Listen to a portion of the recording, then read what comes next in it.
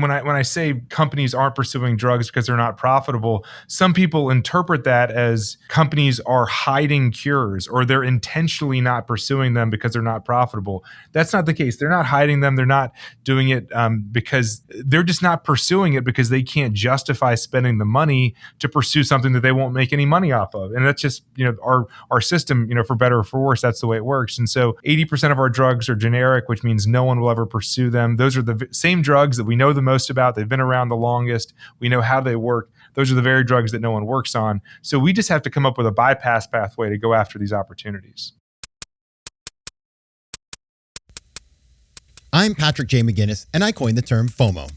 That's short for fear of missing out, and it's why some people end up following the crowd when they should be blazing a trail of their own. But if you want to achieve greatness in business and life, you've got to break free. Come on, I'll show you how. This is FOMO Sapiens, where we explore how entrepreneurial thinkers find the inspiration and the courage to build exceptional lives.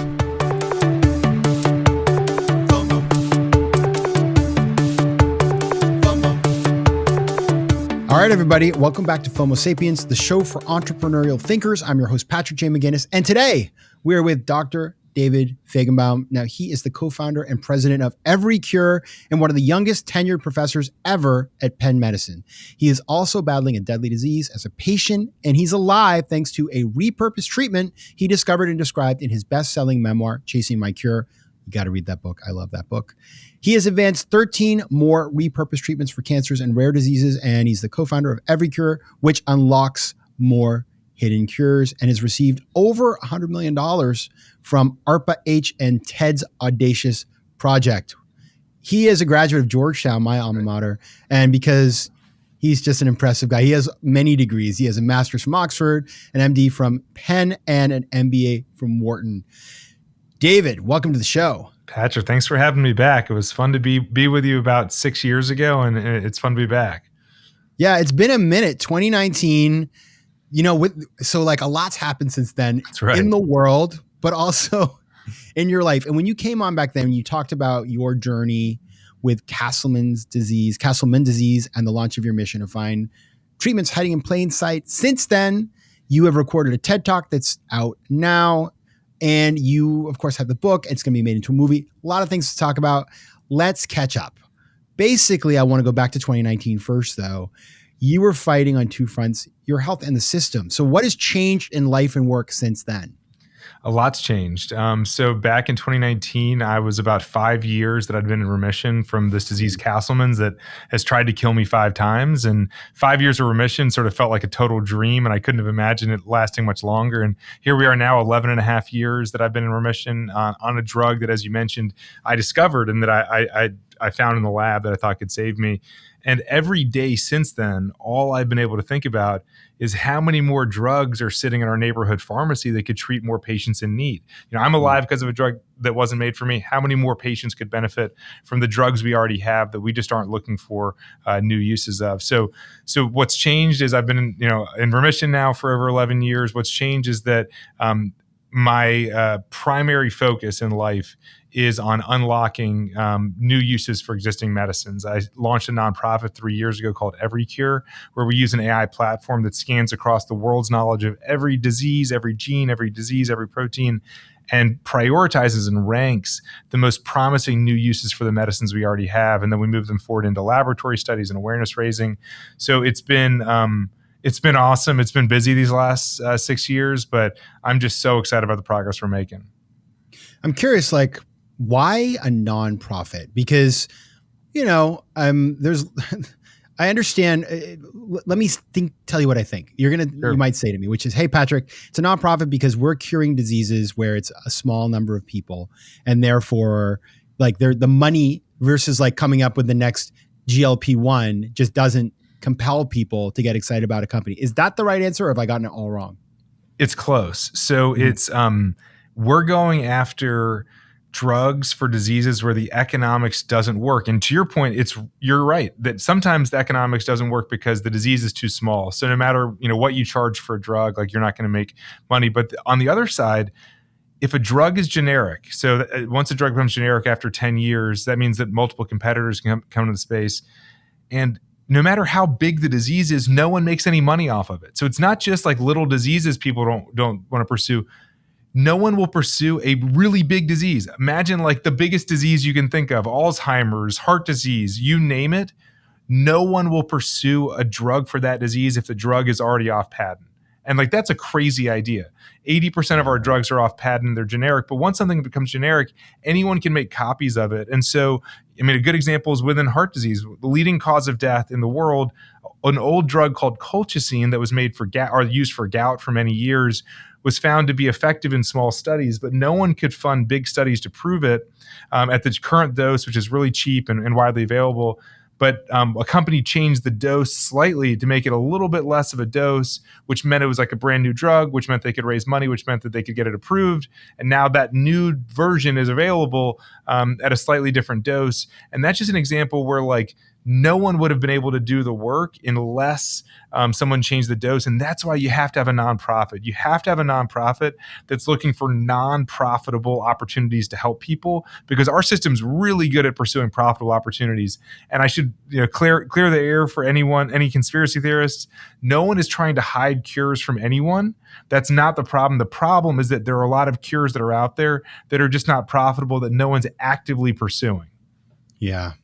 Are there like people who come at you with conspiracy theories? I'm curious. Like that you said that like it's something you're hearing. Yeah, I mean, as I talk about, when I say companies aren't pursuing drugs because they're not profitable, some people interpret that as companies are hiding cures or they're intentionally not pursuing them because they're not profitable. That's not the case. They're not hiding them. They're not doing it because they're just not pursuing it because they can't justify spending the money to pursue something that they won't make any money off of. And that's just, our system, for better or for worse, that's the way it works. And so there's just this massive gap.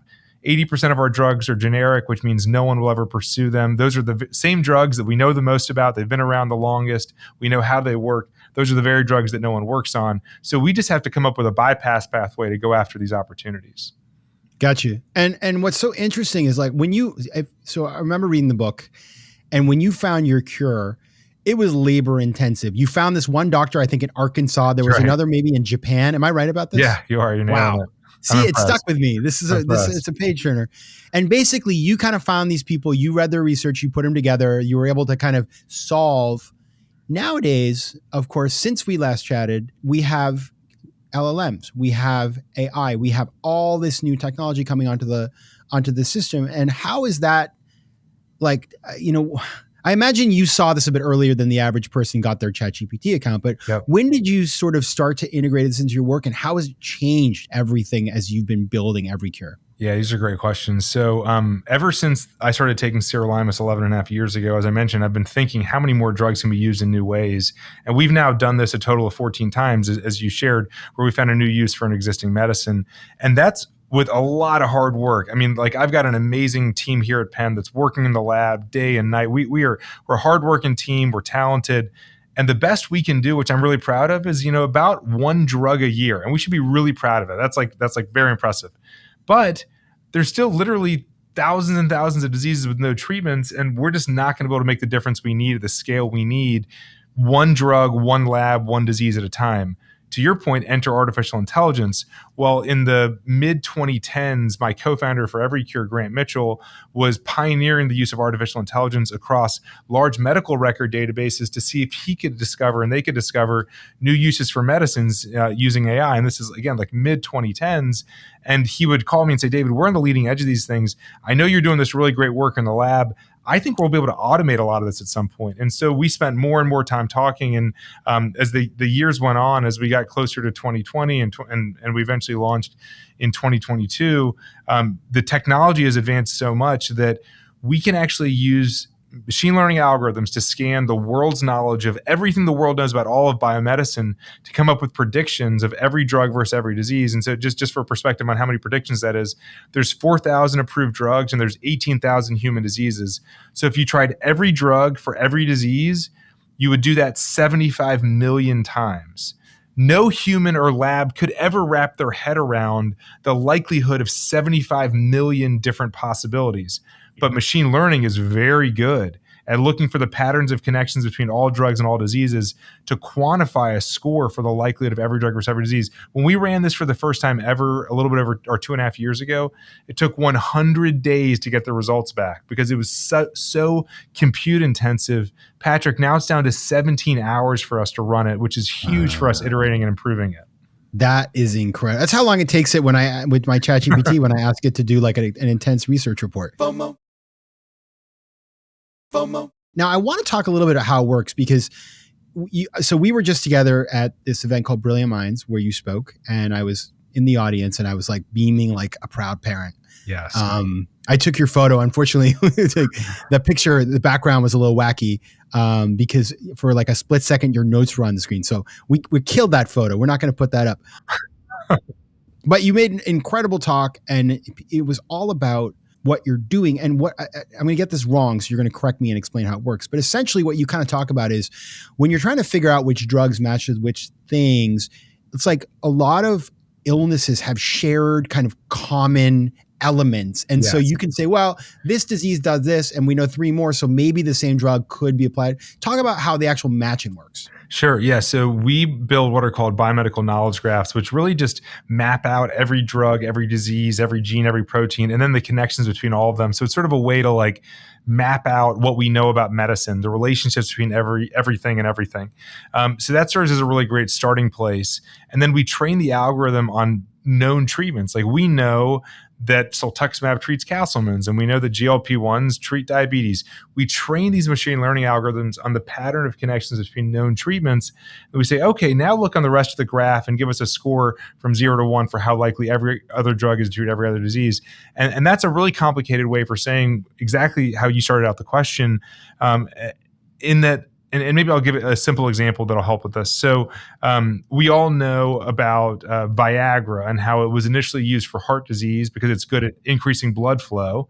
And then it was determined that actually even better than heart disease is actually erectile dysfunction. Like we know that's a great repurposing example from heart disease to erectile dysfunction. But what most people don't know is that Viagra has also been repurposed for a rare pediatric lung disease where those kids weren't having problems with blood flow to their heart or having problems with erectile dysfunction. They were having problems with blood flow to their lungs. They were dying because their lungs weren't getting enough blood flow. And some random doctor said, I wonder if this drug that's helping with blood flow for erectile dysfunction could get blood flow into these kids that I have that are dying because they're not getting enough blood flow in their lungs. And we tried it and it worked. And that's a great example where these conditions could not seem more different. Kids with a lung condition versus adults with heart attacks versus elderly people with erectile dysfunction. The problem in all of them is lack of blood flow. The drug Viagra increases blood flow. So this is an example where they seem so different, but they actually share the same underlying problem. Another example is thalidomide and its use in leprosy. Of course, thalidomide, this horrible old drug that's effective in leprosy. It's also now effective for a horrible cancer called multiple myeloma. Again, totally different diseases. They share the same underlying problem. So what we're asking our algorithms to do is look across all these drugs and all these diseases and look for these patterns that would suggest that that same drug will work in multiple diseases. How does it, like, give us an example of one of the, like a story of somebody who showed up and how you decided, because I imagine for example, God forbid, somebody's listening to this show right now and has a family member with a rare disease. Yep. I imagine they're going to reach out to you, and understandably. So I imagine you get a lot of inbound. Yes. And you have to be focused right now and select the cases that are going to be the most likely to where you can have success. Yep. How does it work? Who do you pick? And then give us a story of how something like that turned out. Yeah, this is a really great question, and I'm glad to have the opportunity to share about it. So at Every Cure, we believe the way that we're going to have the greatest impact possible in the world is by using our AI algorithm to do all the things we just described, to find the very best repurposing opportunities across all drugs and all diseases. And then we pursue those opportunities regardless of if someone's come to us or if we've heard about the disease or if we purely go after what are the best opportunities to help people with repurposed drugs, and that's what our algorithm's providing to us.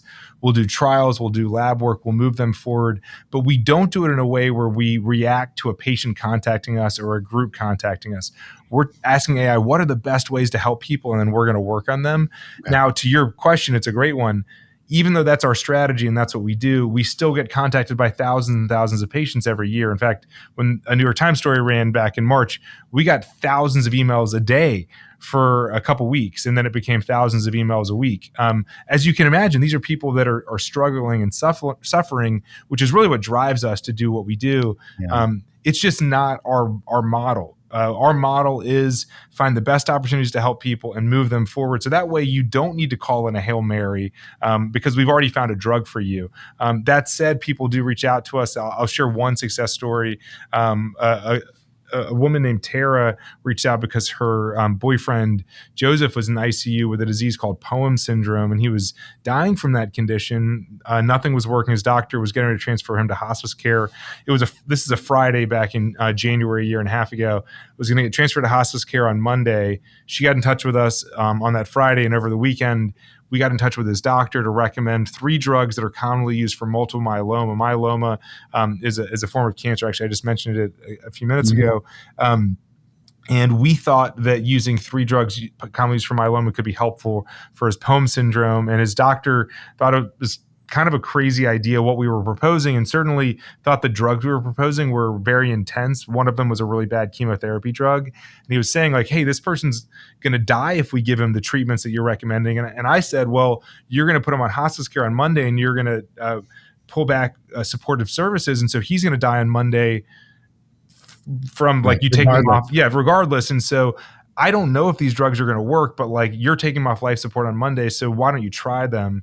And he did try them, and Joseph responded incredibly well. By Thursday, just a few days later, we heard that he was like off of a ventilator, and like it's just incredible. So Joseph's doing great today. It's been a year and a half. And actually Joseph was at my TED Talk. And so if you look at the TED Talk, there's a part where I talk about him, and he's on camera. But that for us was really special to be able to take something so rapidly. I mean, like Friday phone call, Monday treatment, life saved, and doing better by Thursday. That's pretty unheard of.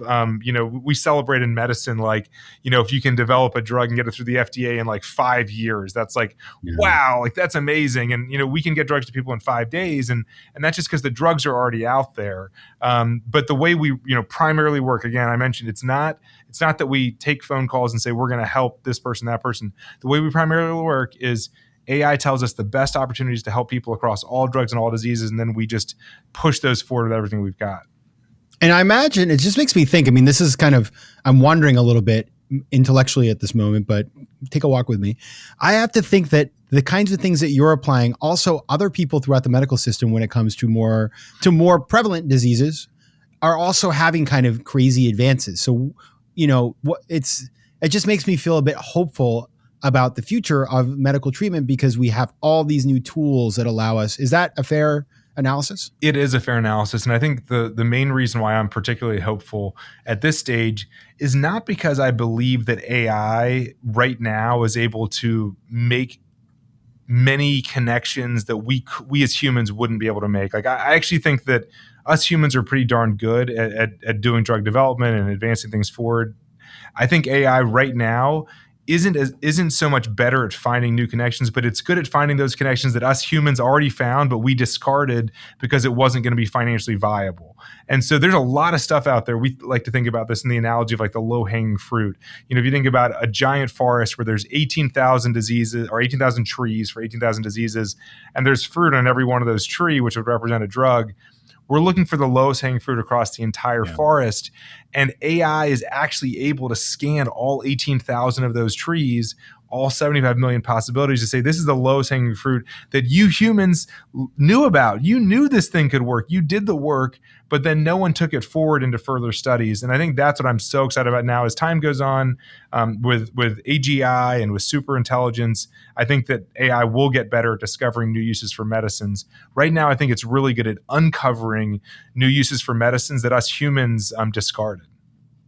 Now, you raised $100 million for Every Cure, which is a lot of money. And I'm curious, like, what do you do with that money? I imagine some of it's to cover overhead and talent, but where does it all go? Yeah, so you can think about it in sort of three areas. So the first is building out this artificial intelligence platform to be able to scan every drug and every disease. We've got a 20-member AI tech team Wow. that literally has built this incredibly powerful platform and is experimenting every single day with ways to make it more and more accurate, better recall, better precision, thinking about it in different ways. Should we use LLMs for this? Should we use machine learning for that? So we got a 20-member tech team that's constantly getting our scores better and better and better and better. We also have a slightly smaller medical team that then reviews the results of the tech team. Oh, wow, propranolol for ALS, leucovorin for autism, lidocaine for breast cancer. Looking at the top things that are coming from our platform, digging deeply and saying, should we do a clinical trial of propranolol and ALS? Should we be studying leucovorin and autism? So the humans on our medical team review through the top hits, decide what should move forward. And then we have to fund the laboratory studies, the clinical trials to prove that these things work. And so that's sort of bucket two is you pick the best looking opportunities and then you prove that they actually work. And then category three is now that you've proved things work, you got to get these drugs to patients. In my opinion, it's not good enough to prove that leucovorin can help kids with autism to speak. Who cares if we can prove it? We need to make sure we can get this medicine to the kids with autism that have antibodies that make it so that this medicine might be able to help them to speak. And so that third category we call impact. And we're actually in the process of recruiting a VP of impact to lead this team that's focused on taking the drugs that we know work and getting them to people. And it's no different from a pharmaceutical company sales force, except for the fact that we don't make any money off selling the drug. Pharmaceutical company sales force, you invest in your sales force because, as they sell your drug, you make money back. We're a nonprofit. We don't own any of these drugs. We don't make any money off the sale of them. We just want to make sure the medicines and the discoveries that our AI platform enables, that our medical team works on, actually get to the people to make the impact possible. And so when you think about it that way, I think that's helpful to get a sense for how we spend. And then I think it's also helpful to get the perspective relative to new drug development. So to develop one brand new drug costs anywhere between $1 billion and $2 billion and takes 10 to 15 years. And so what we're doing with $100 million is taking forward 20 to 25 drugs in the next 5 years for diseases that are debilitating and can benefit. And so the scale is, we were doing the math recently, it's somewhere around 130x ROI for every dollar spent. Now, the difference and the reason no one else is doing what we're doing, even though we have this incredible ROI in terms of dollars spent for impact, is that there's no financial upside. So, we're going to be able to help a lot of people with the drugs we have. We're going to be able to do it for a lot less expensive than developing new drugs, but we're just not going to make any money doing it. It's such an awesome model for a nonprofit, though. I mean, what's cool about you is I had forgotten you had your MBA. So, you've got the medical degree, you've got the MBA, you're putting it all together in what you do on a daily basis and managing to, you're not going to make a profit because you're a nonprofit, but you're getting the ROI on the capital that your donors are giving you is crazy when we think about, other things they could be doing with their capital. So if you're listening and you're super rich, call David. I want to talk a little bit about the TED Talk. What is the title of the TED Talk? Gosh, I should know the title of the TED Talk. Oh God, I stumped him. I don't know the title of the TED Talk, but it's okay. You don't have to know. But the TED Talk is all about how we are saving lives with hidden cures. And, though I didn't get into the broader lessons, and actually I talked to Chris Anderson, who's the curator of TED, about, Chris, should we share these broader lessons about how it's not just about saving lives with hidden cures, it's also about finding solutions that are hiding in plain sight in your business area or in your life. It's about turning hope into action. It's about making the most of every second and living like you're in overtime. These sort of lessons I learned about life. And Chris's advice was, no, we can all take those out of hearing the story of what you're doing, saving lives with hidden cures. So it's I guess I would say compared to other TED Talks, where TED Talks oftentimes leave you with very clear Patrick, these are the three things that when you go to solve a problem, you need to remember the solutions are in plain sight. You need a great team. This TED Talk is not like those. It's different. But I'm really, really excited with how it came together. And I'm hopeful that the audience will check it out, despite the fact that I don't know its title. FOMO. Now we're about to do our FOMO 4, which is the fast lightning round questions at the end. However, I have one more question for you, which is, I feel kind of not bad, but One of the things that is amazing about your journey and why I'm such a fan is that, you were dealt a really tough set of cards that you have worked with, and it's shaped your life in a way. It's put you on a path that you would have never had, right? And in doing so, you have learned how to tell your story. Like when we first met, you were good, but you've taken it up like 30 levels, right? And now you have the TED Talk and, turning your story into a movie. Hopefully I will get to play some sort of role in that movie, maybe a journalist or just the creator of FOMO. Think about that. Friend from Georgetown. Friend from Georgetown. Yeah, why not? Like a little older. You have learned how to talk. You do media, all this sort of stuff. You figure out how to tell your story. And like what so many people struggle with in their lives is how to communicate their story for impact. Yeah. Because like you could tell your story a million times in a million different ways. Some of them are going to be impactful, some aren't. You're not doing this for ego. Yep. That's not really what drives you. I mean, like obviously it feels good to get invited to places and get to speak and meet cool people and all the things, but that's not the play. And I'm just curious, like, how did you find your voice? Like, have you had training? Like, how have you figured out how to tell your story in the most compelling way? And what have you learned along that journey? Yeah, that's a great question. So I haven't had formal training. I think that I've tried out a lot of different versions. And when I try different versions out, I just really pay attention to the audience and also the feedback I get afterwards. What I've learned is that after just about every talk, no matter how good or bad it is, people will tell you it's good. Like you almost will never walk off a stage and have someone not say, "Oh, good job." But like, you really don't know if you do a good job. That. You really don't know if it's a good job because like, they sort of say good job to everyone, right? But what I look for is when I try something new is I look for some sort of superlative about that story. Like that was the most incredible story of a patient's life being saved, or I hadn't ever heard this thing shared that way. And if you look for a superlative, people usually don't BS on superlatives. They BS on like good job or great job, but they usually don't BS on like the best ever at X, Y, Z thing. And so when you hear that, and they might be BSing a little bit, so maybe you just take a grain of salt, but at least you can use that as a signal that, okay, that thing I tried appeared to really resonate with them in some way. And then try it again. And sometimes it doesn't resonate. But I think that's one takeaway is just like try different things, pay attention to what seems like it works. And then the other thing I would say is that storytelling is so much more powerful than like telling someone about your business or about your nonprofit. It's got to be about people and journeys and challenges, and all of us are facing them. We every one of us has a story, and we all our stories are certainly in process. But you got to find those little stories within the bigger story that help to bring your bigger story to life. And I think those would probably be my two biggest areas of advice. And then maybe the third one is know what your objective is. And so my objective when I give a talk is literally to save lives. Like when I give a talk, I'm going into it being like, I am going to give this talk so that I inspire people either to donate money or to donate resources or to donate time or to share ideas so I can save someone's life. And when I'm zoned in on that, it comes through authentically. Like I'm not here to sell you something. I'm not here to get likes on social media. I literally am giving this talk because I want to go save some lives. And if you want to join me, like I'm going to go do this after this talk. And if you don't, that's okay. But I'm going to go find someone else who wants to join me to go save some lives. And I think that having that sort of like very authentic, just like mission driven purpose to the talk, I think it comes through. I think that's a very it's the raison d'etre. It's like the Simon Sinek start with why kind of thing. It makes a lot of sense to me. I will tell you, I got training actually was pretty good. The woman though recorded me. It's good to watch yourself on video and then said, Patrick, she was British. Patrick, you look dead behind the eyes.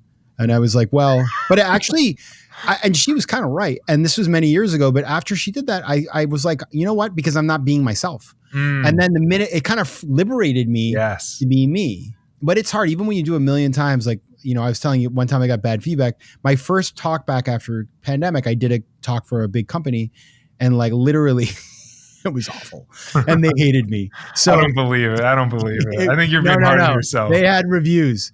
So yeah, I turned it around since then, but I remember being like, this is tough. Anyway, we're ready for the FOMO 4. I'm going to ask you 4 questions. I just need quick answers from you. Sure. You ready to go? Let's do it. All right. A decision you made recently that was really hard, but you're glad that you made it. To move forward with this impact function. We didn't have to, and we're a tech organization that's developing drugs, but you know what? We're not here just to develop drugs. We're here to help people. I love it. Okay, number 2. What is your favorite part of your daily routine? Gosh, I love every morning when I wake up, my daughter or my son is next to my bed and they are just beaming with a smile. They're ready to play. They're like ready to do something that day. I love waking up, seeing my little ones. And then the other thing I just absolutely love is that 3 days a week, I get to meet with our medical team where they present to me the drugs that they think are going to work in different diseases. And I get to hear the brilliant science behind it. And I can envision all the people that could benefit from it. That's really cool. Wow. That's awesome. One word or phrase you live by? Turn hope into action. And to turn hope into action, you have to reflect on what you're hoping for, reflect on what you're praying for, you're wishing for, and then say, what can I do today, tomorrow, and the next day to make that thing happen? No, I like that too. Okay, final one.